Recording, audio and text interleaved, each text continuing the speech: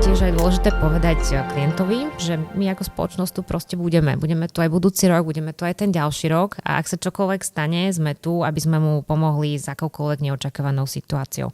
A som naozaj veľmi rada, že aj ak sa niečo naozaj vyskytne, povedzme príklad, klient havaruje, mesiac po tom, ako si od nás zakúpi vozidlo, tak mi zavolá a spýta sa ma, či by som mu mohla poradiť, čo má robiť.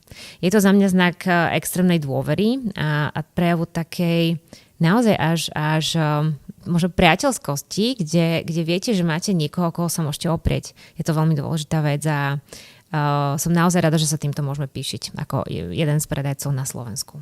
Mňa to napadá aj v súvislosti ešte s predošlým podcastom, ktorý sme natáčali s našou výkonnou riaditeľkou Ľudkou a s naším procesanalistom Pálim Mikolajom, kde sme sa bavili o zákazníckej skúsenosti. A tam vyvstalo, že už sme na viac ako 50% pri získavaní nových kontraktov na operatívny leasing, ktoré získavame cez referenciu a odporúčanie. A ja si myslím, že veľmi podobne to funguje aj pri jazdených vozidlách, že máme naozaj veľa spokojných zákazníkov, ktorí nás odporúčajú ďalej a tým vlastne sa šíri to naše dobré meno a aj tá naša proklientskosť a tá naša najvyššia hodnota care, ktorú máme. Je to super, že to máme vlastne ako keby cross všetky tie oblasti a služby Business Lease.